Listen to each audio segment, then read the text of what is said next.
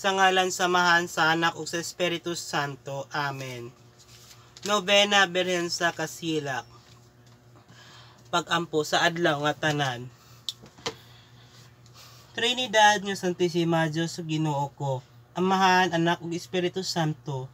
Mituo ako kanimo Dios sa kamatuoran, dili takos maglimbog. Misalig ako kanimo Dios nga makagawom sa nga tanan. Nahigugma ako kanimo labi na sa katanan nga maayo nga walay ingon. Nasakit uyamot ang buot ko, kay nakasala ako kanimo, Dios ko, nga maluloyon kay takos ikaw ang pahigugmaon, nagasad ako kanimo, Dios ko. Nga maluloyon nga dili na ako makasala usab, busa nagapakiluoy o ipasaylo ako kanimo sa akong mga salangatanan, nagatahod ug nagadaig ako kanimo Dios ko. Trinidad nga mahal ug taas uyamot nga Ginoo, nahiadlaw ako sa pangita kanimo Dios ko. Nagapasalamat ako kanimo Dios ko, kay gipili mo si Maria Santisima sa mga babayeng tanan, pagkainahan mo kay mao labing takos angay kasing-kasing mo Dios ko. Gipuno mo sa gidendayan mo, Diyos ko, ang kalag ug lawas ni Maria Santisima sa mga hiya sa katahom, sa kamahalan ug sa daghanan nga mga grasya nga takos ug ay sa bansag. Pagkainahan mo, kutob sa pagkamao niya, nga mao ang pagpanamkon kaniya ni Santa Ana nga inahan, niya tungod sa paghigugma mo nga walay ingon, Santos uyamot nga inahan mo, Diyos ko, nangamuyo kaming tanan nga atubangan sa kamahalan sa pagkamaayo mo, Diyos ko, nga maluoy ka paglingi sa mga makaluluoy, nga kalagna mo aron mamaayo dayon sa ang among kasing-kasing og mahigayon sa pag-alagad kanimo, Diyos ko, kutob sa kamatayon. Amen. Maghimaya ka, Hari, inahan sa kaluoy, kinabuhig kinatamis. Ikaw gilauman namo, maghimaya ka, nagapanawag kami kanimo. Gihingla ng anak ni Eva, gabanghupaw kami, nagagulo, nagahila kami. Nining mga walong nga luhaan, ng among mga alampo, Ilingi ka namo ang imong mga matag maluluyon, ug matamis ka nimo niini, ipakita ka namo ang imong anak nga si Jesus, ang natawo sa tiyan mo, ay maaghop, ay maluluyon, ay matamis na Birhen Maria. Ampo sa ika-5 nga adlaw. Maghunahuna kita nga si Maria Santissima, maingon gayud sa langit sa paghangdon takon malinaw uyamot ang kagabi nga masiga. Matinaw sa masinaw-sinaw, uyamot ang mga bituon, nagagilaw nga daw nga mga dayamante, gipadayag sa Dios sa atong mga mata. Ingon man si Maria Santissima gikan sa langit, gitahod man sa atong Ginoong Dios sa mga katarungan, sa mga kaayuhan daw dayamante o mga bituon nga masinaw uyamot. Apan niini nga tanan ang labing masilak ug matinaw kaniya sa iyang mga kamahalan, katarungan ug bansag, mao ang iyang pagkakastos ug pagkahinlo niya sa kalag ug sa lawas, busa kutob sa pagkabata niya, ang pagkaputli uyap maoy mutya nga gisaad nga gihalad niya ang atong Ginoong Dios.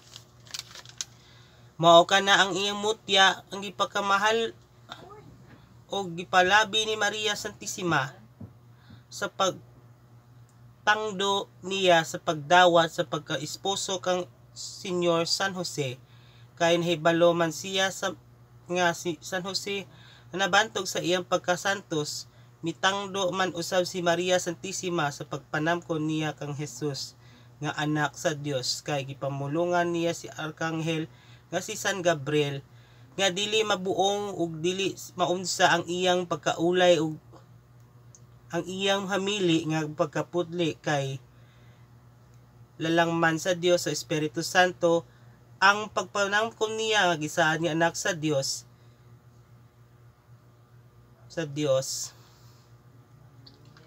sa walay kinahanglan nga balhinon o hilabtan ang hiyas sa iyang pagkaulay. Busos.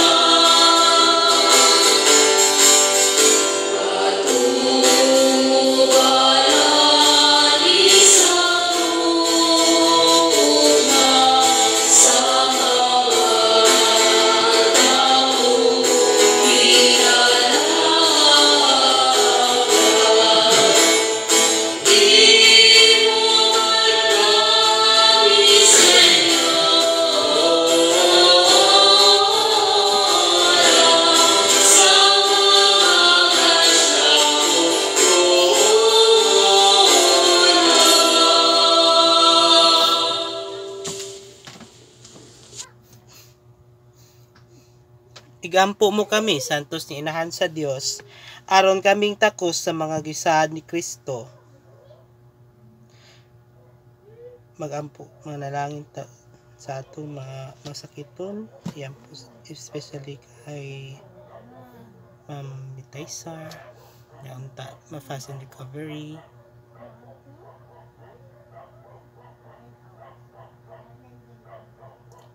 Sa tanan nga naa sa ospital karon, atagan og may panalangin. Ug manalangin kaninyo ang Dios nga makagahom sa katanan, Amahan, Anak ug Espiritu Santo. Amen.